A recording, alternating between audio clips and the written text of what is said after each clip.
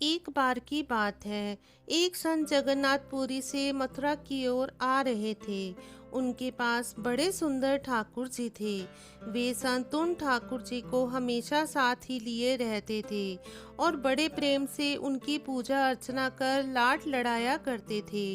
Train से यात्रा करते समय बाबा जी ने ठाकुर जी को अपने बगल की सीट पर रख दिया और अन्य संतों के साथ हरि चर्चा में मगन हो गए।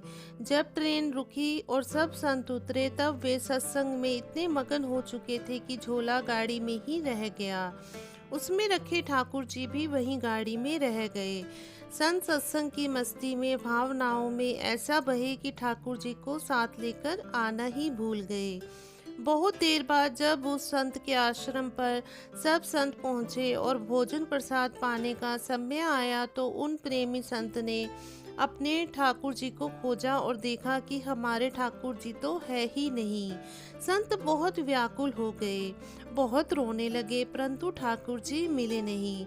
उन्होंने ठाकुर जी के वियोग में अन्न जल लेना स्वीकार नहीं किया। संत बहुत व्याकुल होकर विरह में अपने ठाकुर जी को पुकार कर रोने लगे।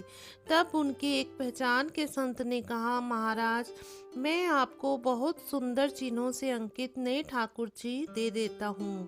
परंतु उन संत ने कहा कि हमें अपने वही ठाकुर चाहिए जिनको हम अब तक बहुत ज्यादा लाड लड़ाते आए हैं। तभी एक दूसरे संत ने पूछा, आपने उन्हें कहाँ पर रखा था? मुझे तो लगता है गाड़ी में ही छूट गए होंगे।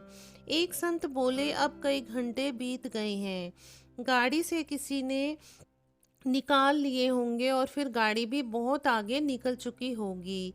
इस पर वह संत बोले, मैं स्टेशन मास्टर से बात करना चाहता हूँ वहाँ जाकर। सब संत उन महात्मा को लेकर स्टेशन पहुँचे, स्टेशन मास्टर से मिले और ठाकुर जी के गुम होने की शिकायत करने लगे। उन्होंने पूछा कि कौन सी गाड़ी में आप बैठकर आए थे। संतों ने गाड़ी का नाम स्टेशन मास्टर को बताया तो वह कहने लगे, महाराज, कई घंटे हो गए, यही वाली गाड़ी ही तो यहीं पर खड़ी हो गई है और किसी प्रकार भी आगे नहीं बढ़ रही है। ना कोई खराबी है, ना अन्य कोई दिक्कत। कई सारे इंजीनियर सब कुछ चेक कर चुके हैं परंतु कोई खराबी दिखती ही नहीं है। महात्मा जी बोले, अभी आगे बढ़ेगी, मेरे बिना मेरे प्यारे कहीं अन्यत्र कैसे चले जाएंगे। वे महात्मा अंदर ट्रेन के डिब्बे के अंदर गए और ठाकुर जी वहीं पर रखे हुए थे जहां महात्मा ने उन्हें रखा था। अपने ठाकुर जी को महात्मा ने गले लगाया और जैसे ही महात्मा जी उतरे गाड़ी आगे बढ़ने लग गई। ट्रेन का चालक, स्टेशन मास्टर तथा सभी इंजीनियर सभी आश्चर्य में पड़ गए और बाद में उन्होंने जब यह पूरी लीला सुनी तो वे गदगद हो गए।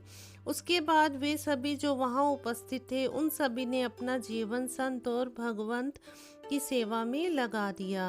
भगवान जी भी खुद कहते हैं ना, भक्त जहाँ मम पग धरे तहाँ धरूं मैं हाथ, सदा संग लाग्यो फिरूं कबू न छोड़ूं साथ।